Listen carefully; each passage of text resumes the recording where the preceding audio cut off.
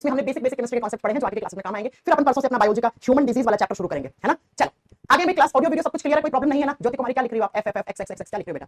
हाँ जी रोंग मैडम जी, किसको मैडम रोंग होगी क्या आपकी? हाँ चलो पुष्पेंद्र दुबे आ चुके हैं, ठीक है भाई, गुड आफ्टरनून, कैसे हैं आप सब लोग? आ जाओ क्लास स्टार्ट करें हम। क्लास नहीं चलिए, क्लास तो चल गई बेटा, क्लास तो चल गई बेटा, चलिए फिर स्टार्ट करते हैं हम। हाँ केमिस्ट्री यही आता है, रेलवे के एग्जाम में ऐसा ही आता है, ठीक है। चलो ऑडियो वीडियो सब कुछ क्लियर है, क्लास स्टार्ट करें। हम एटॉमिक स्ट्रक्चर परमाणु संरचना पढ़ रहे थे। लास्ट क्लास में हमने कहां तक पढ़ लिया था? लास्ट क्लास में हमने आपको इलेक्ट्रॉनिक कॉन्फ़िगरेशन लिखना सिखाया था, इलेक्ट्रॉनिक विन्यास की कैसे हम इलेक्ट्रॉन को डिस्ट्रीब्यूट करते हैं, है ना। तो बेटा ये हमने लास्ट क्लास में पढ़ लिया था। अब एक छोटा सा कॉन्सेप्ट आप इससे पढ़ेंगे, फिर आगे हम छोटा सा वैलेंसी वगैरह ये सब सीखेंगे, ठीक है। तो बच्चों आपको याद होगा क्या कि इलेक्ट्रॉनिक कॉन्फ़िगरेशन बनाना मैंने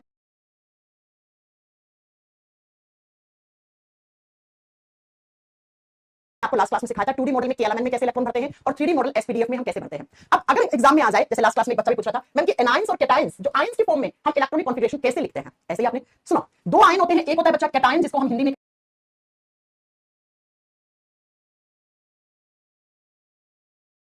कहते हैं धनायन, कैटायन जिसको हम पॉजिटिव से रिप्रेजेंट करते हैं, राइट। किसी भी एटम के ऊपर जब पॉजिटिव चार्ज होता है तो उसे कैटायन कहते हैं, और दूसरा जो आयन होता है उसको हम एनायन कहते हैं, हिंदी में बोलते हैं ऋणायन। ऋणायन ऋण ले लिया, है ना, इलेक्ट्रॉन लेके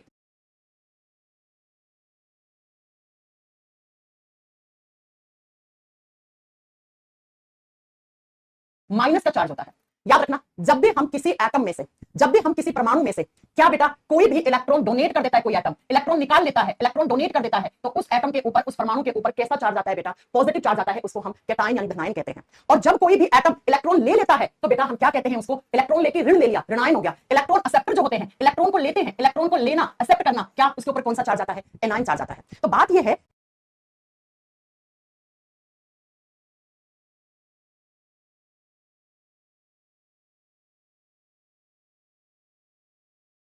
कि मैम कैटायन और एनायन अगर चार्ज लगा हुआ हो तो उसका इलेक्ट्रॉनिक कॉन्फ़िगरेशन कैसे लिखते हैं हम, है ना, कैसे लिखते हैं। कहने का मतलब है कि अगर किसी के ऊपर ऐसे आप सिंपल सा कोई आपका एटम है, उसके ऊपर पॉजिटिव और नेगेटिव चार्ज लिखा है, पॉजिटिव और नेगेटिव चार्ज लिखा हुआ है, तो हम उसमें कैसे इलेक्ट्रॉनिक कॉन्फ़िगरेशन हम लिखेंगे वो सुनो बच्चों। जैसे फॉर एग्जांपल पहले मैं कैटायन का एग्जांपल देती हूं। आपको दे दिया कि सी ए, क्या हो गया इस बोर्ड को, एक मिनट बच्चों, बोर्ड सुनो, आपको दे दिया बोर्ड, आपको दे दिया एक एग्जांपल Ca++, इसका आपको इलेक्ट्रॉनिक कॉन्फ़िगरेशन लिखना है, कैसे लिखोगे?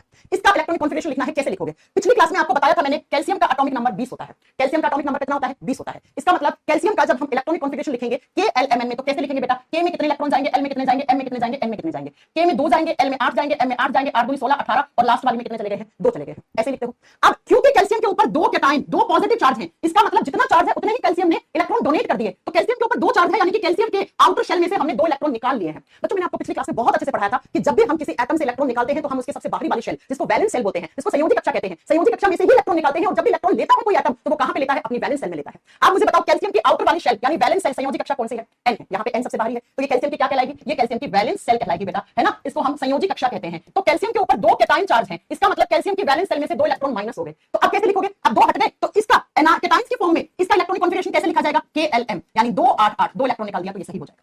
अब 1s2 वाले में हम कैसे लिखेंगे? तो आप खुद लिख सकते हो 1s2, 2 भर दिया आपने, उसके बाद क्या आएगा बेटा? 2s2 आएगा, उसके बाद क्या आएगा? 2p6 आएगा, उसके बाद क्या आएगा बेटा? 3s2 आएगा। अब आप देखो 2 ये हो गए, 8 ये हो गए, उसके बाद यहाँ पे क्या आएगा? 3s के बाद 3p6।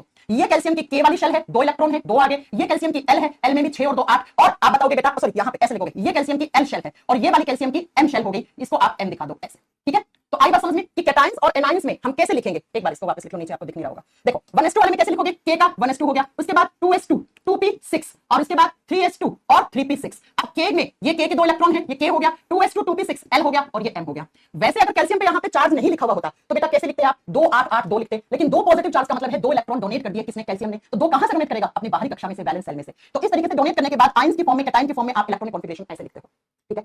अब अगर हम कहें जैसे हम एनायंस की फॉर्म में कैसे लिखते हैं, आपको एक एग्जांपल देती हूं एनायन की फॉर्म में कैसे लिखेंगे। बच्चों आपको ऐसे फ्लोरीन और ऐसे लिखा हुआ है, बोलेगा इसका इलेक्ट्रॉनिक कॉन्फ़िगरेशन लिखो, क्या लिखोगे आप? फटाक से बताओ क्या लिखोगे बच्चों? फ्लोरीन का एटॉमिक नंबर 9 होता है, 20 तक याद करना सिखाया था क्लास में, 9 है। अब एक नेगेटिव चार्ज है, नेगेटिव चार्ज का मतलब क्या होता है? इलेक्ट्रॉन लेना, इलेक्ट्रॉन एक्सेप्ट करना। जितना नेगेटिव चार्ज है उतना इलेक्ट्रॉन ले लेता है वो एटम। कितना नेगेटिव चार्ज है? 1, तो 9 + 10 कितने इलेक्ट्रॉन? 9 + 1 10 इलेक्ट्रॉन हो जाएंगे, 10 इलेक्ट्रॉन। तो कैसे लिख लोगे बेटा? कैसे लिख लोगे बताओ जरा, कैसे लिखोगे? तो इसका कैसे लिखोगे आप? फ्लोरीन का आप लिखोगे 1s2, 2s2 और 2p6, 2p6, 2 2 4 और 6 10, 10 हो गया ना एक इलेक्ट्रॉन रिसीव करने के बाद। ये इसका कौन सा शेल है? K, और ये इसका कौन सा शेल है? L। K में कितना इलेक्ट्रॉन? 2, L में कितना? 8। ये 2 में 8 में 8 हो गया, दूसरे में L में। मैम कुछ समझ नहीं आ रहा है, पिछली क्लास करी आपने भाई साहब, पिछली क्लास करी होगी भाई साहब, तो समझ में आएगा, ठीक है। तो कैसे लिखते हैं? कोई भी, आपको कुछ नहीं करना है, आपको क्या करना है, सबसे पहले आपको कोई भी एटम दिया है उसके ऊपर चार्ज देखना है, उसका आवेश देखना है। अगर चार्ज लिखा है पॉजिटिव तो वो एटम कैटायन है। पॉजिटिव का मतलब होता है इलेक्ट्रॉन डोनेट करना, इलेक्ट्रॉन का त्याग करना। जितना पॉजिटिव चार्ज है उतना उसमें से इलेक्ट्रॉन निकाल दो। इलेक्ट्रॉन निकालते भी वैलेंस शेल से है और इलेक्ट्रॉन भरते भी वैलेंस शेल में है। देखो कैल्शियम की वैलेंस शेल में 2 इलेक्ट्रॉन थे, जबकि कैल्शियम के ऊपर 2 पॉजिटिव चार्ज था, तो कैल्शियम की n वाली आउटर शेल में से 2 इलेक्ट्रॉन चले गए, 2 चले गए तो Klm, बस ये बचा, ये बचा, है ना। अब अगर फ्लोरीन की आउटर शेल कौन सी थी? फ्लोरीन की आउटर शेल L थी बेटा यहाँ पे, लेकिन आपको फ्लोरीन के ऊपर एक नेगेटिव चार्ज लिखा हुआ है। नेगेटिव है तो मतलब उसने इलेक्ट्रॉन ले लिया फ्लोरीन में, कितना? 1। तो फ्लोरीन में जब 1 इलेक्ट्रॉन लिया तो फ्लोरीन में 10 इलेक्ट्रॉन हो गए। 10 हो गए तो कैसे भरोगे? 1s2 में 2 भर दिए तो s में मैक्सिमम 2 आते हैं, 3 में मैक्सिमम 6 होते हैं, तो ये इसकी K हो गई, ये इसकी L हो गई। वैसे फ्लोरीन की L वाली शेल में, वैलेंस शेल में 7 इलेक्ट्रॉन होते हैं बेटा, लेकिन क्योंकि फ्लोरीन के ऊपर नेगेटिव चार्ज है, एनायन बना रहा है, तो 1 इलेक्ट्रॉन इसने ले लिया। 1 इलेक्ट्रॉन ले लिया तो इसके ऊपर कितना चार्ज बेटा? अब इसमें इलेक्ट्रॉन कितने हो गए? 7 की जगह 8 हो गए बेटा, तो 8 + 2 मतलब 10, तो F नेगेटिव दिखाता है मेरे में 10 इलेक्ट्रॉन है। 1 इलेक्ट्रॉन ले लिया तो हम इलेक्ट्रॉन लेते भी हैं आउटर शेल से, इलेक्ट्रॉन भरते भी आउटर शेल में। देखो ना, फ्लोरीन की ये बाहरी कक्षा है, वैलेंस शेल है, संयोजी कक्षा है, इसमें 1 इलेक्ट्रॉन भर दिया, यहां से आपने 2 निकाल लिया। तो चार्ज के रूप में हम कैसे लिखते हैं वो आपको मैंने बता दिया है, इलेक्ट्रॉनिक कॉन्फ़िगरेशन। इतना समझ में आ गया तो अगला चैप्टर लिखो, इसी के अंदर, नया चैप्टर नहीं है, वैलेंसी। वैलेंसी क्या होती है मैम? कैसे निकालते हैं? संयोजकता कैसे निकालते हैं हम किसी भी एटम की? कोई भी आपको एलिमेंट दे दिया और आपसे पूछा उसकी वैलेंसी कितनी है, कैसे निकालना है बेटा? फॉर्मूला है एक, वो हम पढ़ा दे रहे हैं आपको। सबसे पहले बेटा वैलेंसी होता क्या है? वैलेंसी होता क्या है? बॉन्ड बनाने की टेंडेंसी को, किसी भी एटम की जो बंध बनाने की क्षमता होती है, टेंडेंसी होती है, उसी को हम उसका वैलेंसी कहते हैं। नहीं समझ में आया बेटा? कोई एक एलिमेंट है, उसने किसी दूसरे एलिमेंट के साथ, ये एक ए नाम का एलिमेंट, एक बी नाम का एलिमेंट है, इन दोनों ने आपस में बॉन्ड बना लिया, बंध बना लिया, तो ये जो बॉन्ड बनाने की, बंध बनाने की जो क्षमता है, कैपेसिटी है, टेंडेंसी है, इसी को हम क्या कहते हैं? वैलेंसी कहते हैं। तो किसी भी एलिमेंट की दूसरे एलिमेंट के साथ जो कंबाइंड होने की, जुड़ने की जो क्षमता है, उसी को एलिमेंट की वैलेंसी कहा जाता है। और ये वैलेंसी कब काम आती है? बॉन्ड बनाने में। संयोजकता कब काम आती है? बंध बनाने में काम आती है। तो लिखिए जरा बेटा, वैलेंसी होता क्या है? पहले ये लिखो, combining capacity of any element. लिखिए, combining capacity of any element, combining capacity of any atom लिख दो, of any element लिख दो, of any element is known as valency, is known as valency, valency। संयोजकता क्या होती है? तो लिखिए, किसी भी तत्व की बंध बनाने की क्षमता या जुड़ने की क्षमता, जुड़ना या बंध बनाना केमिस्ट्री में एक ही बात होती है। तो लिखिए, किसी भी तत्व की जुड़ने की क्षमता या बंध बनाने की क्षमता, बॉन्ड भी लिख सकते हो, जुड़ने की क्षमता को वैलेंसी कहा जाता है, क्षमता को संयोजकता कहा जाता है। बहुत ध्यान से समझना, क्योंकि आगे वाला मैं जब फॉर्मूला बनाना सिखाऊंगी तो ये काम आएगा आपको, अभी थोड़ी देर के बाद। संयोजकता कहा जाता है किसी भी एलिमेंट की दूसरे एलिमेंट के साथ जो बॉन्ड बनाने की कैपेसिटी या टेंडेंसी होती है या जुड़ने की क्षमता होती है, उसको हम वैलेंसी कहते हैं, उसको हम संयोजकता कहते हैं। तो बेटा अब ये वैलेंसी निकालने का फॉर्मूला क्या होता है? मैंने आपको लास्ट क्लास में क्या अभी बताया, किसी भी एलिमेंट की जो आउटर शेल होती है, जो सबसे बाहरी कक्षा होती है, उसको हम क्या कहते हैं? उसको हम उसका, आप बताओगे, वैलेंस शेल कहते हैं। अभी पढ़ाया मैंने, किसी भी एलिमेंट की सबसे बाहरी, किसी तत्व की सबसे बाहरी कक्षा को हम संयोजी कक्षा कहते हैं, वैलेंस शेल कहते हैं। और संयोजी कक्षा में जो इलेक्ट्रॉन होते हैं, इस वैलेंस शेल में जो इलेक्ट्रॉन होते हैं, उनको हम क्या कहते हैं? उनको हम वैलेंस इलेक्ट्रॉन कहते हैं बेटा, कहते हैं वैलेंस इलेक्ट्रॉन, उनको हम संयोजी इलेक्ट्रॉन कहते हैं। आई बात समझ में? जैसे इस वाले एग्जांपल में देखो, सुनो जरा, ये कैल्शियम की सबसे आउटर वाली शेल है, इसके आधार पे ये आउटर शेल है, N सबसे बाहरी है, KLM ये सबसे बाहरी है, M के कितने इलेक्ट्रॉन हैं? 6 + 2, तो ये बाहरी कक्षा को हम वैलेंस शेल बोलेंगे। और इसमें जो इलेक्ट्रॉन है, इन इलेक्ट्रॉन को आप क्या बोलोगे? वैलेंस इलेक्ट्रॉन बोलोगे, 8, है ना। तो यहां पे आओ, इसी चीज को समझो। अब हम वैलेंसी निकालते कैसे हैं? कोई लंबा चौड़ा फॉर्मूला नहीं है, सिंपल सी बात है। अगर किसी भी एलिमेंट में वैलेंस इलेक्ट्रॉन कितने होते हैं बेटा, अगर आपसे पूछे तो? अरे मैंने आपको पढ़ाया था इलेक्ट्रॉनिक कॉन्फ़िगरेशन, जब लिखना सिखाया था तो मैंने कहा था किसी भी तत्व की बाहरी कक्षा में 8 से ज्यादा इलेक्ट्रॉन नहीं होते। याद है? याद है ना? किसी भी एलिमेंट की बाहरी कक्षा में 8 से ज्यादा इलेक्ट्रॉन नहीं भरे जाते हैं। तो मैम वैलेंस इलेक्ट्रॉन कितने होंगे? 1 से लेकर 8 तक हो सकते हैं, 1 से लेकर 8 तक वैलेंस इलेक्ट्रॉन हो सकते हैं। हाँ भाई, 1 से 8 ही होते हैं, 8 से ज्यादा होते ही नहीं है। 0 है तो वो स्टेबल हो जाता है, खैर स्टेबल वाली बात तो बाद में करेंगे, है ना। 0 का मतलब इनर वाले के काउंट होते हैं, ये सब छोड़ो, अभी सब बात पढ़ के, ठीक है। सुनो, वैलेंस इलेक्ट्रॉन 1 से 8 होते हैं। जब आपको वैलेंसी निकालनी है, अगर किसी भी आउटर शेल में वैलेंस इलेक्ट्रॉन हुए 1 से लेकर 4 तक, अगर किसी भी एलिमेंट की बाहरी कक्षा में 1 से 4 तक इलेक्ट्रॉन है, तो जो वैलेंस इलेक्ट्रॉन है वही उसकी वैलेंसी होती है। जितने भी वैलेंस इलेक्ट्रॉन है वही उसकी क्या हो जाती है बेटा? वैलेंसी हो जाती है। लिख लीजिए, अगर 1 से 4 वैलेंस इलेक्ट्रॉन है तो वैलेंसी किसके बराबर होती है? Valency is equal to number of valence electron, number of valence electron. किसी भी तत्व की बाहरी कक्षा में अगर इलेक्ट्रॉन की संख्या है 1 से लेकर 4, यानी 1 2 3 4, तो उस तत्व की संयोजकता उसके संयोजी कक्षा में उपस्थित इलेक्ट्रॉनों के बराबर होती है। संयोजी इलेक्ट्रॉन लिख लो, कक्षा में पूरा लिखोगे तो बड़ा हो जाएगा, आप सिर्फ लिख दो संयोजी इलेक्ट्रॉन के बराबर होती है। कैसे मैम? चलो, जैसे मैं आपको एग्जांपल देती हूं, दो उदाहरण देती हूं, समझने की कोशिश करना। जैसे आप समझते हैं कि बोरोन का एटॉमिक नंबर 5 होता है बेटा, 5 होता है। 5 के इलेक्ट्रॉन है बोरोन में, कैसे भरोगे? मैम बोरोन में भरेंगे 2 और 3, ऐसे ही भरोगे। ये इसका K शेल हो जाएगा, ये इसका L शेल हो जाएगा। अब L बोरोन की वैलेंस शेल है क्योंकि सबसे बाहरी है, और वैलेंस शेल में कितने इलेक्ट्रॉन है? 3, तो बोरोन की वैलेंसी पूछे तो क्या होगी बेटा? 3 होगी। बोरोन की वैलेंसी पूछे तो 3 होगी। आगे बात समझ में आई? समझ में? जैसे अगर लिथियम का एटॉमिक नंबर 3 होता है, हाइड्रोजन हीलियम लिथियम, 3 को कैसे लिखते हो? 2 और 1 ऐसे लिखते हो। ये लिथियम की K शेल है, ये लिथियम की L शेल है। लिथियम की वैलेंसी पूछे तो क्या करोगे? लिथियम की वैलेंसी आउटर शेल में कितना इलेक्ट्रॉन है? 1, तो लिथियम की वैलेंसी भी कितनी होगी? 1 होगी बेटा, 1 होगी। लिख दिया? हाँ, आगे बात समझ में? ठीक है, हाँ जी मैम। अब बच्चों, अगर वैलेंस इलेक्ट्रॉन हुए 5 से लेकर कितने 8, तब वैलेंसी कैसे निकालेंगे? मैम 1 से 4 तो हमें समझ में आ गया। अगर वैलेंस इलेक्ट्रॉन हुए 1 से लेकर 4, तब तो बेटा जो वैलेंस इलेक्ट्रॉन है वही उसकी वैलेंसी है, बस आपको आउटर शेल में इलेक्ट्रॉन चेक करना चाहिए, उसकी वैलेंसी हो जाएगी। अगर मैम 5 से 8 हुए तो वैलेंसी कैसे निकालते हैं? तो बेटा इसका छोटा सा फंडा है, जितने वैलेंस इलेक्ट्रॉन है उसको 8 में से माइनस कर दो, 8 माइनस वैलेंस इलेक्ट्रॉन कर दो बेटा, और जैसे 8 में से आपने वैलेंस इलेक्ट्रॉन माइनस कर दिए, बची हुई उसकी वैलेंसी हो जाती है, बची हुई उसकी वैलेंसी हो जाती है। अब आप खुद देखिए कैसे निकलेगा। आवाज नहीं आ रही अभिषेक बेटा, आवाज तो आ रही है यहाँ से। कैसे? तो मैं आपको एक एग्जांपल देती हूँ। एग्जांपल देखो नाइट्रोजन का। नाइट्रोजन 7 नंबर पे आता है यानी कि नाइट्रोजन के एटम में कितने इलेक्ट्रॉन है? 7 है। अरे कितनी बार पढ़ा हूं, अगर किसी भी एटम के ऊपर पॉजिटिव नेगेटिव चार्ज नहीं है, कोई भी आवेश नहीं लिखा है, तो जो नंबर ऑफ एटॉमिक नंबर है वो इक्वल होता है इलेक्ट्रॉन के नंबर के बराबर। ये बहुत बार पढ़ा चुकी हूं। कैसे लिखोगे नाइट्रोजन का? 2 और 5। नाइट्रोजन के शेल में 2 इलेक्ट्रॉन है, एल में 5 है। तो लाइक अब बताओ नाइट्रोजन की वैलेंसी कैसे निकालोगे? ये नाइट्रोजन की वैलेंस इलेक्ट्रॉन है 5, तो 8 - 5 कर दोगे तो नाइट्रोजन की वैलेंसी कितनी निकल आएगी? 3 निकल आएगी बेटा। 3 निकल आएगी। हां जी मैम। 8 - 5 क्यों करा? ये फॉर्मूला है बेटा, पिंकेस बुक का ये फॉर्मूला है बेटा। आई समझ में? आगे बात समझ में है ना? तो अगर वैलेंस इलेक्ट्रॉन हुआ 1 से 4 तो कितना वैलेंस इलेक्ट्रॉन है? वो वैलेंसी है। अगर 5 6 7 8 हुआ तो बेटा उसकी वैलेंसी कितनी होगी? 8 - 5 8 - 6 8 - 7 8 - 8 0 0 होगी। अब मुझे एक निकाल के दिखाओ। एक मुझे फ्लोरीन की वैलेंसी बताना बेटा। फ्लोरीन का एटॉमिक नंबर 9 होता है, फटाक से मुझे बता दो फ्लोरीन की वैलेंसी कितनी आएगी? ऑक्सीजन की वैलेंसी कितनी आएगी? चलो इन दोनों की निकाल के बता दो, मैं समझ जाऊंगी, आपको समझ में आ गया। समझ में आ गया? आगे चलेंगे। कोई बड़ी बात नहीं है बेटा, बहुत बड़ी चीज नहीं है, सिंपल सी 2 चीजें याद रखनी है भाई। हां आयंस की कैसे निकालते हैं वैलेंसी? रुक जाओ भाई, मेरे से आगे मत चलो। मैं 8 5 कहां से आ गया? अरे दीपक कुमार साफ साफ तो लिखा है।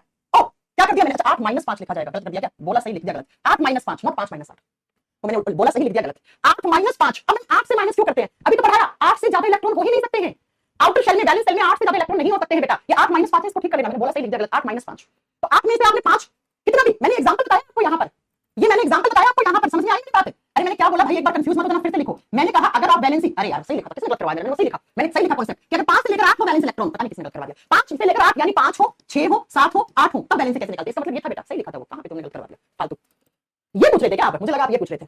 ठीक है आगे समझ में? सही था यार, मैंने सही लिखा था, तुम लोगों ने शायद वो किसी को इसमें मिस्टेक हुआ। देखो फ्लोरीन में 9 है, कैसे लिखोगे फ्लोरीन को? 2 और 7 9 हो गए, तो 8 में से ये फ्लोरीन का के शेल है, ये एल शेल है, तो आउटर शेल कौन सी होगी? एल। एल में 7 इलेक्ट्रॉन है, तो 8 - 7 करोगे, फ्लोरीन की वैलेंसी कितनी आ जाएगी? 1 आ जाएगी। ऑक्सीजन को कैसे लिखते हो? 2 और 6, तो 6 है तो 6 से कॉपी, तो वैलेंसी का फॉर्मूला क्या होता है? 8 - वैलेंस इलेक्ट्रॉन। और ऑक्सीजन में 6 है तो 8 - 6 कर दोगे तो कितना आ जाएगा बेटा? 2। ऑक्सीजन की वैलेंसी 2 आ जाएगी। किसी में भी निकाल लो बेटा, किसी में भी। एल का क्यों लिया? अरे भाई तुम लोग क्या खा के बैठते हो क्लास में, टीचर को और कंफ्यूज कर देते हो। अरे एल यहाँ पे आउटर शेल है, एल इसकी एल है आउटर शेल, किसी किसी एटम की एम हो सकती है, किसी की एन हो सकती है बेटा, आपको देखना है बाहरी शेल कौन सी है। आगे समझ में? आगे समझ में? कैसे निकालेंगे वैलेंसी? हां जी मैम ऐसे निकालेंगे। चलो अब ये तो आसान था, अब मैं आपको कुछ आयन की वैलेंसी लिखवा रही हूं, वो आपको याद करनी है, कोई फंडा नहीं है। मैम अगर हम आयंस की वैलेंसी निकालें तो कैसे निकालते हैं? बहुत ध्यान से समझना, यहां से हम फॉर्मूला बनाना सीखेंगे। आयंस की वैलेंसी कैसे निकलती है ये तो हमें समझ में आ गया मैम। ठीक है लिखिए, आयनों की संयोजकता, आयनों की संयोजकता कैसे निकालते हैं? अब आयन 2 होते हैं बेटा, पॉजिटिव नेगेटिव, पॉजिटिव को कैटायन बोलते हैं, नेगेटिव को एनायन बोलते हैं, है ना? अब किसी के ऊपर मैं पॉजिटिव और नेगेटिव चार्ज लगाऊं तो वैलेंसी कैसे निकालते हैं? अब मेरी बात को ध्यान से सुनना, आयंस की वैलेंसी हमेशा बराबर होती है चार्ज ऑफ आयन। जिस भी एटम के ऊपर जितना चार्ज है उतना ही उसका वैलेंसी होता है। जिस भी एटम के ऊपर जितना चार्ज है वही उसकी आयन की वैलेंसी है। तो लिख दो, जो आयंस की संयोजकता होती है वो आयनों के आवेश के बराबर होती है। आयनों के आवेश के बराबर होती है। कैसे? मान लो कोई भी एटम है, उसके ऊपर आपको एक पॉजिटिव चार्ज ऐसे लिखा है, +1 लिखा है। आपको पॉजिटिव नेगेटिव से मतलब नहीं है, बताओ क्या लिखा है? 1, तो उसकी वैलेंसी कितनी हो जाएगी? 1 हो जाएगी। चार्ज नहीं देखते हम वैलेंसी के तौर पे। कैसे मैम? चलो और अच्छे से समझो। अब कुछ नोट डाउन करने हैं आपको आयंस, जो आपको याद रखने हैं हमेशा। आपको याद रखने हैं कौन कौन से? जैसे पहला आयन लिखो हाइड्राइड, समझ लो यहां से। हाइड्राइड सेम नाम हिंदी में है बेटा, हाइड्राइड एक आयन होता है। हाइड्राइड को कैसे रिप्रेजेंट करते हैं? हाइड्राइड को H नेगेटिव से रिप्रेजेंट करते हैं। चार्ज देखो इसका, एक चार्ज है, पॉजिटिव नेगेटिव से मतलब नहीं है। कितना चार्ज है? 1। तो बताओ बच्चों, आपसे पूछ ले हाइड्राइड की वैलेंसी कितनी है? हाइड्राइड की संयोजकता कितनी है? 1 होती है बेटा, 1। पॉजिटिव नेगेटिव से मतलब नहीं है, सीधा आपको चार्ज है आयन के ऊपर, कितना चार्ज है? 1, तो 1 वैलेंसी हो जाएगी हाइड्राइड की। अगर लिखो बेटा अमोनियम, अमोनियम आयंस, नौसादर में पढ़ते हो ना अमोनियम क्लोराइड, आगे पढ़ोगे आप NH4Cl, जिसको हिंदी में नौसादर कहा जाता है। वो एग्जांपल होता है किसका? सब्लिमेशन का, ऊर्ध्वपातन का एग्जांपल होता है। ठीक है आयन क्या होता है? कौन है ये? क्रिस्टले कुमार। आयन क्या होता है? क्रिस्टले, ये होता है बेटा आयन। तुम लोग पता है ढंग से नहीं पढ़ते हो। ये होते हैं आयन। आयन 2 होते हैं, धनायन ऋणायन। जब भी कोई एटम अपना इलेक्ट्रॉन डोनेट करता है तो वो कैटायन धनायन बनाता है। जब कोई एटम इलेक्ट्रॉन एक्सेप्ट करता है, लेता है, तो उसके ऊपर ऋणायन चार्ज आता है। अभी तो एग्जांपल लेकर पढ़ाया बेटा, पता नहीं क्या पढ़ते हो तुम लोग यार, इतना बेसिक तो आपको आना चाहिए। अमोनियम को लिखते हैं NH4+, ये ऐसे। तो अमोनियम की वैलेंसी कितनी? 1 चार्ज। पॉजिटिव नेगेटिव से मतलब नहीं है, कितना चार्ज है? देखो चार्ज ऑफ आयन, चार्ज कितना है? 1, तो वैलेंसी कितनी होगी? 1। अमोनियम की वैलेंसी कितनी होगी? 1। नेक्स्ट लिखो बाइकार्बोनेट, सोडियम बाइकार्बोनेट पढ़ते हो ना, बाइकार्बोनेट। बाइकार्बोनेट को लिखते हैं HCO3, HCO3। वैलेंसी बताओ बाइकार्बोनेट की, जल्दी बताओ वैलेंसी बताओ बाइकार्बोनेट की कितनी आएगी? मैम 1 आएगी, क्योंकि वैलेंसी चार्ज के बराबर है। चार्ज कितना है? 1। पॉजिटिव नेगेटिव से मतलब नहीं है बेटा। अगर लिखो कार्बोनेट आयंस, CO3 2 माइनस को बोलते हैं, CO3 2 माइनस, वैलेंसी कितनी लिख दूं? 2 लिख दो। अगर लिखो नाइट्रेट आयंस, नाइट्रेट, आगे पढ़ोगे आप, प्लांट्स नाइट्रोजन को नाइट्रेट या नाइट्राइट के फॉर्म में लेते हैं, है ना? नाइट्रेट की, नाइट्रेट को लिखते हैं NO3 नेगेटिव। कितनी वैलेंसी लिख दूं? 1 लिख दूं? हां जी मैम। अगर लिखो हैलाइड, अब ये हैलाइड क्या होते हैं? ये सारे केमिस्ट्री में आप आगे पढ़ोगे। हैलाइड, हैलाइड बेटा, हैलाइड होते हैं ग्रुप नंबर 17 में halogen elements. Halide, fluoride, astatide, chloride, है ना, आयोडाइड। जैसे हैलाइड के एग्जांपल लिख लो, F नेगेटिव को फ्लोराइड कहते हैं, Cl नेगेटिव को क्लोराइड कहते हैं, I नेगेटिव को आयोडाइड कहते हैं। इन सबकी वैलेंसी कितना चार्ज है? 1 चार्ज है, तो 1 वैलेंसी निकल जाएगी। अगर देखो उसके बाद देखो फॉस्फेट। फॉस्फेट कहां होता है बेटा? फॉस्फेट पढ़ाया ना मैंने, फॉस्फेट के बारे में आपको पढ़ाया मैंने। फॉस्फेट को कैसे लिखते हैं? PO4 और ऊपर लगाते हैं 3 नेगेटिव। पता ना बच्चों इसकी वैलेंसी कितनी होगी? जल्दी बताओ। नेक्स्ट मैं लिखती हूं सल्फेट, सल्फेट को लिखते हैं SO4 2 नेगेटिव। इसके ऊपर कितना चार्ज है? 3, तो वैलेंसी कितनी? 3। इसके ऊपर कितना? 2, तो 2। ये ऐसे वैलेंसी निकालते हैं बेटा, ऐसे बैलेंस निकालते हैं। हाँ, हैलोजन फैमिली क्या होती है आगे पढ़ाएंगे, अभी फिलहाल छोड़ दो। फ्लोरीन, क्लोरीन, आयोडीन ये सब कहां आते हैं? हैलोजन एलिमेंट्स होते हैं। जब इनके सल्फर के साथ रिएक्शन करवाते हैं तो ये हैलाइड बनाते हैं। जैसे आप बताओगे fluoride, chloride, bromide, iodide, potassium iodide वाला बताया था मैंने आपको एग्जांपल लेके, याद हो तो। नमक के अंदर हमारा जो आयोडीन होता है वो पोटेशियम आयोडाइड के आई की फॉर्म में होता है, पढ़ाया था ना। तो बताओ जरा बच्चों, ऐसे आयंस की फॉर्म में आपको वैलेंसी, सिंपली वैलेंसी निकालनी है। तो बच्चा अगर बैलेंस इलेक्ट्रॉन है 1 से 4 तो वही वैलेंसी होती है। अगर 4 से लेकर 8 तक बैलेंस इलेक्ट्रॉन होते हैं, 5 हो सकते हैं, 6 हो सकते हैं, 7 हो सकते हैं, 8 हो सकते हैं, ठीक है। तो बेटा आपका 8 माइनस बैलेंस इलेक्ट्रॉन कर दोगे। हम आयंस की फॉर्म में कैसे निकालते हैं? जब बैलेंस निकालते हैं तो जितना चार्ज होता है, जितना भी आपके आयन के ऊपर जो चार्ज लिखा हुआ है उसकी वैलेंसी। जैसे इसके ऊपर एक चार्ज है, अब नेगेटिव पॉजिटिव से मतलब नहीं है, यहाँ पर एक का वैलेंसी एक, जहां भी अमोनियम लिखा होगा उसकी वैलेंसी एक लेंगे, जहां बाइकार्बोनेट लिखा होगा वैलेंसी एक लेंगे, जहां कार्बोनेट लिखा होगा दो लेंगे वैलेंसी। आपको याद होनी चाहिए, मुझे याद है, ठीक है। आपको याद होनी चाहिए जैसे मेरे को याद है, राइट बेटा। सल्फेट में होता है हमेशा 2 माइनस, होता है। कहां से क्या आया? किताब से आया, एनसीईआरटी से आया। अब मैं आपको इसको यहां रखो। अब मैं आपसे 2-4 फॉर्मूले बनाती हूं, how to make chemical formula. आप अगली हेडिंग में लिख सकते हो, मैं यहीं पे लिख रही हूं क्योंकि आपको देख के बनाने। आज आपको याद नहीं ना, याद कर लोगे तो आप मेरी तरह याद कर लोगे तो हो जाएगा। How to make chemical formula. Chemical formulas कैसे बनते हैं? केमिकल फॉर्मूला कैसे बनते हैं? रासायनिक सूत्र या मॉलिक्यूलर फॉर्मूला कैसे बनाते हैं? देखिए रासायनिक सूत्र बनता कैसे है, एग्जाम में कैसे आएगा अभी बताती हूं मैं आपको। केमिकल फॉर्मूला रासायनिक सूत्र कैसे बनाते हैं बेटा? एग्जाम में क्या आता है, सुनिए जरा। एग्जाम में आता है कि आपको 2 एलिमेंट दे दिया, एक मैग्नीशियम दे दिया, एक ऑक्सीजन दे दिया, बताओ इससे क्या केमिकल फॉर्मूला बनेगा? हाँ जी, एग्जाम में पूछा जाता है क्या कि मैग्नीशियम दे दिया और ऑक्सीजन दे दिया, पूछ लिया आपसे कि इससे क्या केमिकल फॉर्मूला बनेगा। अब आपकी वैलेंसी काम आएगी बेटा। अब एग्जामिनर नहीं लिखेगा मैग्नीशियम में कितने इलेक्ट्रॉन है, एग्जामिनर नहीं लिखेगा कि ऑक्सीजन में कितने इलेक्ट्रॉन है। ये तो आपको याद होनी चाहिए, आपकी मैम ने बोला 20 तक याद होना चाहिए, तो 20 तक याद करना पड़ेगा बेटा। मैग्नीशियम का एटॉमिक नंबर कितना होता है? 12 होता है। चलो मैं एक एग्जांपल देती हूं, अगला आप बताना, ठीक है। ऑक्सीजन का 8 होता है ऑक्सीजन का 8। हाँ, मैग्नीशियम को कैसे लिखोगे? मैग्नीशियम को लिखोगे 12 है तो 2 और 8 और आप बताओगे बेटा 10। मैग्नीशियम जब 12 होता है तो 2 8 2 हो गए। अब बताओ मैग्नीशियम की आउटर शेल में कितना इलेक्ट्रॉन हो गया? ये के होगी मैग्नीशियम की, एल होगी, एम होगी। ये बाहरी कक्षा है। जब बाहरी कक्षा में 1 से लेकर 4 इलेक्ट्रॉन होते हैं तो वही उसकी वैलेंसी होती है। तो मैग्नीशियम की वैलेंसी क्या निकल के आई? 2।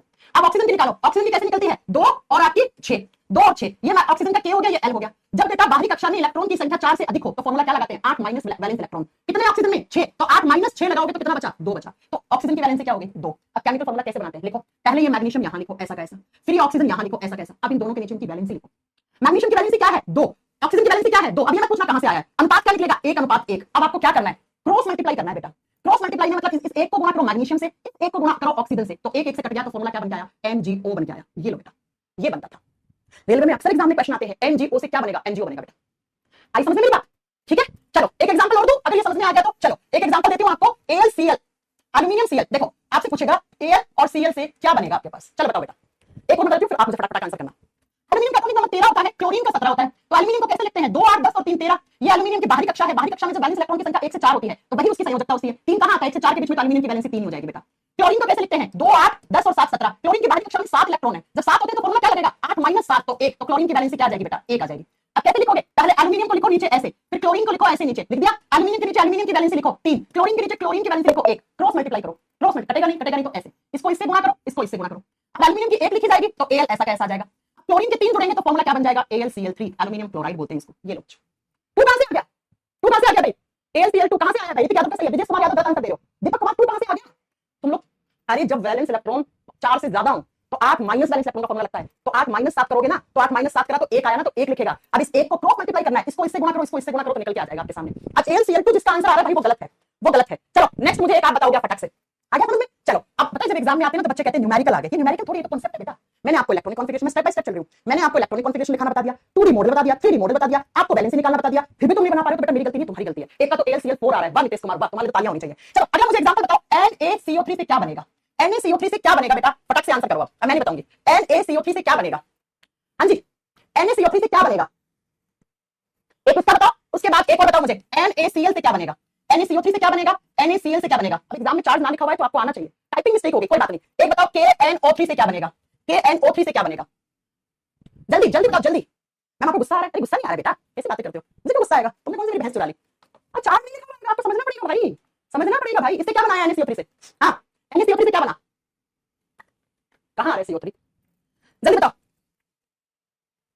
फटाफट बताओ बेटा। KNO3 से कैसे बना? आ जाओ समझो। के किसका सिंबल होता है? कैलियम पोटेशियम का सिंबल होता है। पोटेशियम का एटॉमिक नंबर 19 होता है बेटा। अब याद करना पड़ेगा, आर्गन 18 आता है, पोटेशियम 19 आता है, कैल्शियम 20 आता है। अब 19 पे है तो पोटेशियम को कैसे लिखते हो? 2 8 10 और 8 18 और 1। ये पोटेशियम की K है, ये L है, ये M है, ये N है। N शेल में जब वैलेंस इलेक्ट्रॉन की संख्या 1 है तो वही उसकी वैलेंसी है। तो पोटेशियम की वैलेंसी क्या निकल के आ गई? पोटेशियम की वैलेंसी 1 निकल के आ गई। आगे NO3, यहां पे ढूंढो, मैम ने NO3 पे कितना चार्ज बताया था? 1 है तो NO3 की वैलेंसी भी क्या है? 1 है बेटा। अभी याद करना पड़ेगा, एग्जाम में नहीं देगा NO3 के ऊपर कितना चार्ज होगा, मैंने क्यों लिखवाया? फिर NO3 के ऊपर एक नेगेटिव चार्ज है, यानी वैलेंसी 1 है बेटा। चार्ज पॉजिटिव नेगेटिव से मतलब नहीं है तुम्हें, ठीक है। तो बेटा अब बताओ NO3 की वैलेंसी कितनी हो गई? 1। तो 1 को अब पोटेशियम की वैलेंसी लिखो, यहां पर पोटेशियम के नीचे 1 लिखो, NO3 के नीचे 1 लिखो। अब 1 इसको चाहे इससे गुणा कर दो और इसको इससे गुणा कर दो, 1 1 से क्या आ जाएगा? KNO3 आ जाएगा बेटा, KNO3। ये K2NO3 किसका आ रहा है ये? K2NO3 किससे आ रहा है भाई? क्यों तुम लोग कैसे बातें कर लेते हो? चलो NaCl को लेती हूं, या अपने आप लिख लेना, मैं बार-बार नहीं पढ़ाऊंगी, ठीक है? बार-बार नहीं पढ़ाऊंगी, NO3 का अपने आप लिख लेना। चलो नेक्स्ट लिखो, NO3 का लिखो, आपको बनाना है NO3 का। कार्बोनेट में 2 होते हैं बेटा, CO3 में, कार्बोनेट CO3 में 2 होते हैं। चलो CO3 में 2 होते हैं, लिखा तो है अमोनियम NH4 बाइकार्बोनेट, यहां पे लिखा हुआ है HCO3 नेगेटिव, कार्बोनेट आता है तो CO3 2 नेगेटिव लेते हैं तो 2 वैलेंसी है। बताऊं मैं? हां बताऊं मैं वैलेंसी? चलो कोई नहीं, मैं बता देती हूं, इसका भी बता देती हूं क्या बनेगा। बेटा सोडियम का एटॉमिक नंबर 11 होता है, 11 को कैसे लिखते हो? 2 8 10 और 1, ये सोडियम की वैलेंसी 1 आ गई। CO3 के ऊपर चार्ज देखो, CO3 कार्बोनेट को CO3 बोलते हैं, चार्ज क्या है? 2 2 2 वैलेंसी हो जाएगी, तो CO3 की 2 निकल के आ गई, तो आप सोडियम के नीचे लिख दो 1, CO3 के नीचे लिख दो 2, तो गुणा करोगे, इसको इससे करोगे, इसको इससे करोगे, तो यहां से क्या बना? Na2 बना, CO3 बना, ये लो, तो पहले वाले से Na2CO3 बनेगा। NaCl से क्या बना दोगे? NaCl से NaCl बनेगा, क्यों? सोडियम की भी एक होती है, क्लोरीन की भी एक होती है वैलेंसी, इतना याद है तो वैसे ही कर सकते हो। किसी का भी आपको, किसी का भी देखो चार्ज नहीं लिखा हुआ है तब तो वैलेंसी आपको निकालनी पड़ेगी, फॉर्मूला मैंने बता दिया कैसे निकलता है। अगर मैम आयंस के फॉर्म में वैलेंसी, तो जैसे इसके अंदर आपको दिया नहीं था कि कार्बोनेट की वैलेंसी कितनी है, तो आपको याद करनी पड़ेगी, कार्बोनेट को CO3 2 माइनस लिखते हैं तो 2 वैलेंसी होती है, बाइकार्बोनेट को HCO3 लिखते हैं तो इसकी 1 वैलेंसी होती है, ठीक है? नाइट्रेट को NO3 माइनस लिखते हैं तो 1 वैलेंसी होती है, हैलाइड कहीं पर दिया हुआ है F नेगेटिव तो 1 लिखनी है, क्लोरीन दिया हुआ है तो 1 लिखनी है, जैसे इसमें दिया हुआ है क्लोरीन तो 1 है, वैसे भी आप लिख सकते हैं। ठीक है बच्चों, बना लोगे? किसी को भी कोई डाउट है? केमिकल फॉर्मूला बनाने में डाउट है? पूछो, कोई भी आप बना सकते हो बेटा। हाँ पहले में NaCO3 बनेगा एग्जांपल में, दूसरे में NaCl बनेगा, तीसरे में KNO3 बनेगा जिसको हम पोटेशियम नाइट्रेट कहते हैं, जो गन पाउडर में भरा जाता है। तो वैलेंसी एक बार लास्टली बता देती हूं बेटा, है ना? मुझे पता है कुछ बच्चे बीकॉम किए हुए होते हैं, कॉमर्स बैकग्राउंड से होते हैं, उन्हें नहीं पता होता है। इलेक्ट्रॉनिक कॉन्फिगरेशन चार्ज के रूप में जो चार्ज है वो आपको पता होना चाहिए, कैटायन आयन। वैलेंस इलेक्ट्रॉन निकालने सबसे पहले अगर बाहरी कक्षा में 1 से 4 वैलेंस इलेक्ट्रॉन है तो वही उसकी वैलेंसी होती है। अगर 5 6 7 8 है, 5 से 8 है वैलेंस इलेक्ट्रॉन, तो उसकी वैलेंसी इलेक्ट्रॉन को हमेशा 8 में से माइनस कर दोगे तो वैलेंसी निकल जाएगी।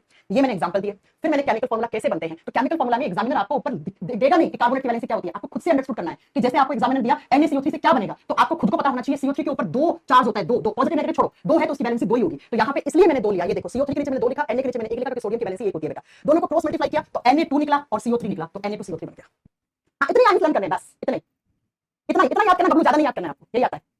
मतलब NaCO3 कैसे आएगा अब पता नहीं यार, कौन बच्चा कैसे समझाऊं मैं। चलो अगला अब लिखेंगे हम इस चैप्टर में व्हाट इज आइसोटॉप्स। आइसोटॉप्स क्या होते हैं? आइसोटॉप्स क्या होते हैं? आइसोबार क्या होते हैं? आइसोन्यूट्रॉन क्या होते हैं? आइसो इलेक्ट्रॉन क्या होते हैं? ये आपको सब पता होना चाहिए, कल अपना ये चैप्टर खत्म हो जाएगा। आइसोटॉप्स को हिंदी में कहते हैं समस्थानिक। क्या होते हैं बेटा आइसोटॉप्स? पहले मैं समझाती हूं, उसके बाद हम नोट डाउन करेंगे, ठीक है?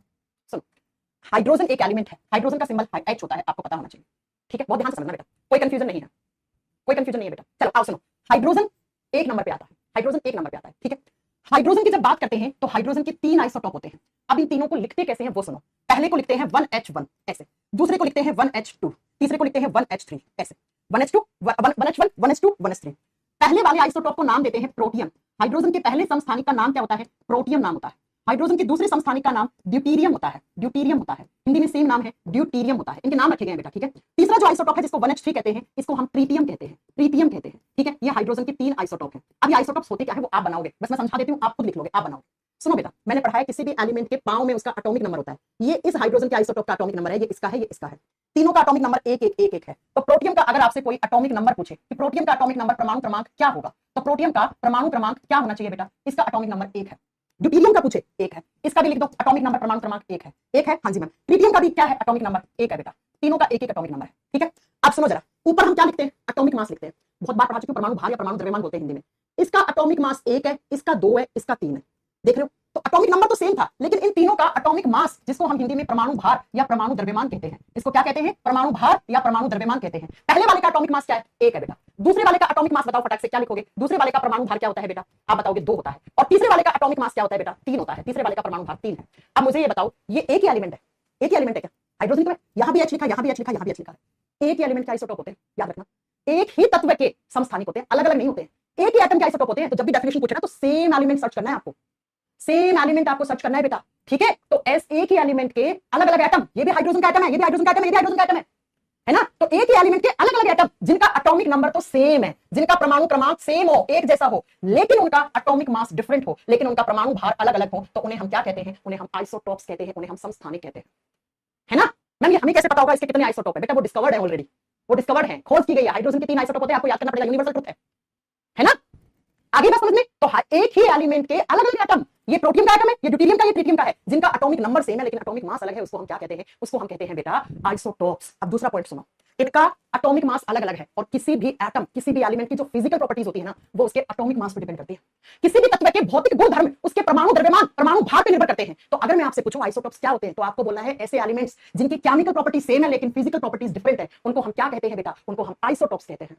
ये दोनों एग्जाम में आते हैं, 3 तरीके की परिभाषा लिखवाऊंगी मैं आइसोटॉप की, तीनों परिभाषा आपको आनी चाहिए, ठीक है, तो दो मैं भी लिखवा रही हूं, तीसरा आपको समझ में आएगा अभी थोड़ी देर के बाद। तो लिखिए आइसोटॉप्स होते क्या हैं। हाँ बेटा, केमिकल प्रॉपर्टीज हमेशा एटॉमिक नंबर पे डिपेंड करती है, तीनों का एटॉमिक नंबर सेम है, तो आइसोटॉप्स की केमिकल प्रॉपर्टीज यानी रासायनिक गुणधर्म एक जैसे होते हैं। फिजिकल प्रॉपर्टीज हमेशा एटॉमिक मास परमाणु भार पे निर्भर करती है, क्योंकि इनके परमाणु भार अलग अलग हैं, तो इनके फिजिकल प्रॉपर्टीज यानी कि इनके भौतिक गुणधर्म अलग अलग होते हैं। लिखो लिखो आइसोटॉप्स की परिभाषा लिखो, जो मैं परिभाषा लिख रही हूं सेम आपको लिखना है। Atoms of the same element, ये लाइन लगानी है नहीं तो गलत हो जाएगा।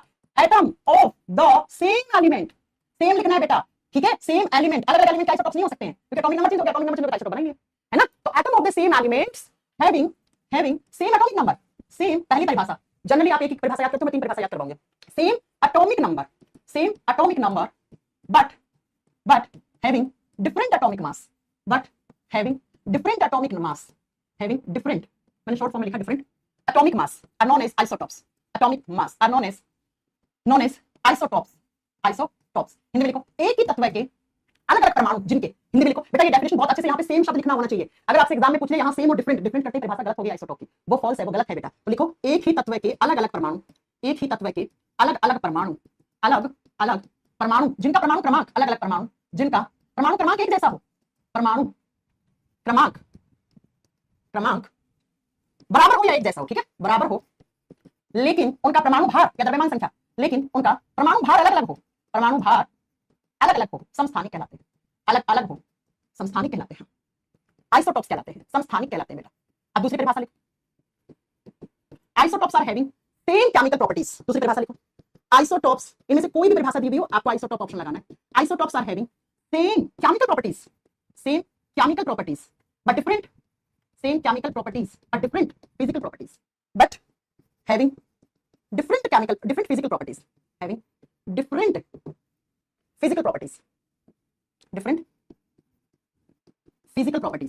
हिंदी में लिखो समस्थानिकों के रासायनिक गुणधर्म एक जैसे होते हैं। हिंदी में लिखो समस्थानिकों के रासायनिक गुणधर्म एक जैसे होते हैं, रासायनिक गुणधर्म एक जैसे होते हैं, बराबर होते हैं जैसे लिख लो, एक जैसे होते हैं, लेकिन उनके भौतिक गुणधर्म अलग अलग होते हैं बेटा। इसका जस्ट उल्टा कर देते हो तो आइसो बार बन जाता है बेटा। गुणधर्म अलग अलग होते हैं, लिख ली दो परिभाषा। तीसरी परिभाषा अभी आपको समझा के लिख ली, ठीक है बच्चों। Isotopes are having same chemical properties but having different physical properties, दो हैविंग लिख दिया, बट डिफरेंट फिजिकल प्रॉपर्टीज। अब बच्चों आपसे एग्जामिनर पूछ ले कि किसी भी एटम की केमिकल प्रॉपर्टीज किस पे डिपेंड करती हैं, तो आप क्या बताओगे, उसके एटॉमिक नंबर पे। और उसकी फिजिकल प्रॉपर्टीज, उसके भौतिक गुण किस पे डिपेंड करते हैं, उसके एटॉमिक मास या परमाणु क्रमांक पर डिपेंड करते हैं। ये लो बच्चों, अब एग्जांपल लिखो, आइसोटॉप की परिभाषा लिखी, एग्जांपल लिखो हाइड्रोजन के 3 समस्थानिक होते हैं, हाइड्रोजन के 3 आइसोटॉप होते हैं। हाइड्रोजन जिसका सिंबल H होता है उसके 3 आइसोटॉप्स होते हैं, 3 समस्थानिक होते हैं हाइड्रोजन के। कौन कौन से उनके यूजेस क्या है, कैसे क्वेश्चन आते हैं, सब मैं आपको पढ़ाऊंगी। नंबर 1 पे लिखो हाइड्रोजन का पहला आइसोटॉप होता है, उसको प्रोटियम कहते हैं, हिंदी में सेम नाम है बेटा, प्रोटियम। और प्रोटियम को डिनोट कैसे करते हैं, 1H1 ऐसे, प्रोटियम को ऐसे लिखते हैं। दूसरे आइसोटॉप्स को बोलते हैं ड्यूटेरियम। अरे मैं बताऊंगी अभी हैवी वाटर क्या होता है। ड्यूटेरियम लिखते कैसे हैं, सुनो, इसको या तो लिखते हैं 1H2 से या इसको लिखते हैं 1D2, ऐसे लिखते हैं बेटा, इसको दोनों सही है, ठीक है। नेक्स्ट अगला लिखो, अगला होता है जिसको बोलते हैं ट्रीटियम। हिंदी में सेम नाम है, ट्रीटियम। और कैसे लिखते हैं, 1H3, या तो इसको ऐसे लिखो या इसको 1T3 ऐसे लिखते हैं बेटा, दोनों सही है। आगे बस समझ में, 1H1 को प्रोटियम बोलते हैं, 1H2 को ड्यूटेरियम बोलते हैं, 1H3 को ट्रीटियम बोलते हैं। चले आगे, हाँ जी मैम। अब सुनो जरा अगले पॉइंट, टाइम हो गया, चल। अब इनमें electron, proton, neutron, atomic number, atomic mass, ये सब कल निकालेंगे, इनका इलेक्ट्रॉनिक कॉन्फिगरेशन कल निकालेंगे, क्योंकि टाइम हो गया। कल हम आइसो बार पढ़ेंगे, आइसो न्यूट्रॉन पढ़ेंगे, आइसो इलेक्ट्रॉन पढ़ेंगे। उसके बाद आपको मैं प्रोटॉन की खोज किसने की, इलेक्ट्रॉन की खोज किसने की, न्यूट्रॉन की खोज किसने की, ये सारा पढ़ा के इलेक्ट्रॉन का ड्यूअल नेचर समझा के आपका ये चैप्टर फिनिश हो जाएगा। ठीक है बच्चों, अब बताओ कोई डाउट है आज की क्लास में। हाँ मैं बताऊंगी मैं न्यूट्रॉन की संख्या बराबर होती है, रुक तो जाके क्यों चल रहा है। अब बताओ कोई डाउट है आज की क्लास में, कोई डाउट है तो पूछो, आज की क्लास का, आगे का मत पूछो। जैसे एक बच्चा कहता है मैं न्यूट्रॉन की संख्या, बताऊंगी न्यूट्रॉन की संख्या। अब बताओ कोई डाउट है। मैम ह्यूमन डिजीज एनसीईआरटी ने हटा दिया है, बेटा तो मैं कैसे पढ़ाऊं। एनसीईआरटी ने ह्यूमन डिजीज चैप्टर को अलग से हटा दिया, लेकिन एनसीईआरटी तुम्हारी भावनाओं के साथ खेलती है। एक्सक्रीटरी सिस्टम के तो नहीं हटाया, उसकी बीमारियां भी पढ़नी है, नर्वस सिस्टम के डिसऑर्डर पढ़ने हैं, जेनेटिक डिजीज पढ़नी है, जेनेटिक चैप्टर नहीं हटाया, इसलिए पढ़ लो बेटा। इन चक्कर में पढ़ो क्या हट गया क्या नहीं हट गया, एक बार पढ़ लो। आया था सिफिलिस, हटाने के बाद भी आया था सिफिलिस एएलपी के पेपर में। चलो मैम 1P1 नहीं लिखते, नहीं क्यों नहीं लिखते 1P1 भाई, क्योंकि हाइड्रोजन का एटॉमिक नंबर और एटॉमिक मास एक ही होता है। जब एक है तो उसे अलग क्यों दिखाना, H से दिखाओगे। हम लोग कितना कॉमन सेंस लगाते हो ना, कितना कॉमन सेंस, देखो इसको 1P1 क्यों नहीं लिखते। अरे सुन ले मेरा बेटा ध्यान से, इसका एटॉमिक नंबर एटॉमिक मास एक ही है, इसका तो अलग है, तो अलग नाम देना पड़ा ना ड्यूटेरियम, इसका इससे अलग है तो इसका नाम ट्रीटियम देना पड़ा, लेकिन इसको क्यों दूं मैं अलग, जब हाइड्रोजन को ऐसे तो लिखते हो आप। अब इसको प्रोटियम बोलो या इसको 1H1 बोलो, ठीक है, अलग लिखने की जरूरत नहीं है। कितना कॉमन सेंस सेंस लगा लिया बेटा तुमने, इतना मत लिखा करो, जो एनसीईआरटी में लिखा वही पढ़ना होता है। एक कह रहा है आइसोटॉप्स होते क्यों हैं, मैं इसका क्या रीजन दूं। आइसोटॉप होता है, वैलेंसी को क्रॉस क्यों करते हैं, देखो बेटा ये मेथड है, एनसीईआरटी ने मेथड दिया है। अब तुम बोलोगे मैम किडनी जो है वो ब्लड को फिल्टर क्यों करती है, पानी को फिल्टर क्यों नहीं करती, या तुम कुछ और पूछ लो मेरे से, तो भाई वो उसका काम है, वो उसे वही करना है। तुम यार कैसे काम कर लेते हो कैसे काम करते हो तुम। कह रहा है कि मैम आइसोटोप्स होते क्यों हैं, अब इंसान क्यों पैदा होते हैं, तुम तो कल को ये पूछ लोगे, है ना। मैं तुम्हें रिप्रोडक्टिव सिस्टम पढ़ाऊंगी, मैं कहूंगी अपने जैसी संतान बनाना प्रेसिडेंट रिप्रोडक्शन कहलाता है, तुम कहोगे इंसान बनता ही क्यों है, ये कोई तुक होता है क्या। जैसे एक बच्चा कह रहा है, रवि कुमार प्रभाकर कह रहा है कि मैम क्रॉस क्यों करवाया, अरे भाई मेथड है तो मेथड तो फॉलो करना पड़ेगा ना, केमिकल फॉर्मूला बनाने के लिए क्रॉस मल्टीप्लाई करते हैं बस। अब तो कॉपी पेस्ट कैसे होता है, किसको कॉपी पेस्ट करना है, पेस्ट नहीं होता, पेस्ट होता है, पेस्ट करो पहली बात तो, कॉपी पेस्ट कैसे होता है, हाँ अब किसका कॉपी पेस्ट करना बोल रहे हैं मुझे क्या पता। चलो भाई ये थोड़ी फालतू की बातें करना क्लास में बंद करो, बहुत बड़ा चैप्टर है लेकिन पढ़ना पड़ेगा, है ना। चलो फिर अब अगली क्लास में पढ़ेंगे। देखो इस चैप्टर में हमने बहुत कुछ सीखा है और ये सारी चीजें आपको आगे काम आएंगी, ठीक है। बहुत कुछ सीखा है इस चैप्टर में आपने, ये सारी चीजें आपको आगे काम आएंगी, राइट। तो आज का होमवर्क क्या है, आज का होमवर्क है आपको आयंस की वैलेंसी याद करना। देखो वैसे और बहुत सारे आयंस होते हैं लेकिन आपके सिलेबस में बस इतने आपको इतने याद करने हैं, ठीक है, इतने याद करने हैं, 6-7 याद करोगे, 10 तक के में यही आता है सिलेबस में, ये आयंस दिए हुए, ये आयंस की वैलेंसी आपको याद करनी है कि हैलाइड आ जाए, फ्लोरीन क्लोरीन ब्रोमीन आयोडाइड आ जाए ना, तो इनके ऊपर आपको एक ही वैलेंसी लेनी है, ठीक है। फॉस्फेट लिखा हो तो 3 वैलेंसी लेनी है, सल्फेट लेना हो तो 2 वैलेंसी लेनी है, ठीक है। हाइड्राइड लिखा हो तो 1 वैलेंसी लेनी है, अमोनियम लिखा हो तो 2 वैलेंसी लेनी है, बाइकार्बोनेट में हम 1 लेते हैं, कार्बोनेट में हम 2 वैलेंसी लेते हैं, CO3 माइनस होता है कार्बोनेट, ये आपका होमवर्क है। ओ एक बच्चा कह रहा है वैलेंसी 0 आएगी तो फॉर्मूला कैसे बनेगा भाई वैलेंसी जब 0 आती है, सुनो सुनो सुनो, किसने पूछा ये, वैसे तो क्वेश्चन सही पूछा तुमने, अगर वैलेंसी 0 आती है कैसे, सुनो जरा बेटा, 0 का मतलब क्या है वैलेंसी का, वो एलिमेंट जो है ना वो स्टेबल है, स्टेबल का मतलब स्थायी होता है, ठीक है। और जो स्टेबल एलिमेंट्स होते हैं ना वो रिएक्ट नहीं करते हैं, no react, no reaction, reaction नहीं करते हैं, और वो रिएक्शन नहीं करते मतलब बॉन्ड नहीं बनाते हैं, और बॉन्ड बना ही नहीं रहा है तो वो क्यों फॉर्मूला बनाएगा, क्यों फॉर्मूला बनाएगा, किसने पूछा है, ठीक है, जिसने भी पूछा है, स्टेबल है भाई वो, पढ़ोगे आप, helium neon argon krypton xenon radon, ये सब स्टेबल एलिमेंट्स होते हैं, इनकी वैलेंसी 0 होती है, 0 है तो उन्हें बॉन्ड बनाना ही नहीं है। वैलेंसी क्या होता है, बॉन्ड बनाने की कैपेसिटी, जब ये पहले से स्टेबल है तो बॉन्ड क्यों बनाएं, जो अनस्टेबल एलिमेंट्स होते हैं वही बॉन्ड बनाते हैं बेटा, जब ये स्टेबल है तो क्यों बॉन्ड बनाएं पहले से। जैसे आप लोग अभी एग्जाम की तैयारी कर रहे हो, सरकारी नौकरी की, क्यों कर रहे हो, स्टेबिलिटी के लिए, सरकारी नौकरी लग जाए, फिक्स इनकम आ जाए, शादी हो जाए, घर बार बस जाए और आपका लाइफ में स्टेबिलिटी आ जाए। लेकिन अंबानी अडानी के बच्चों को सरकारी नौकरी की तैयारी करते हुए देखा है क्या, क्योंकि पहले से स्टेबल है, उनके पास जनरेशन वेल्थ है, उनके पास इतना धन है कि उनको नौकरी की जरूरत ही नहीं है, वो स्टेबल है, तो ठीक है ऐसे ये भी स्टेबल है, ठीक है। कितना अच्छे से एग्जांपल दिया मैंने तुम लोगों को, अब भी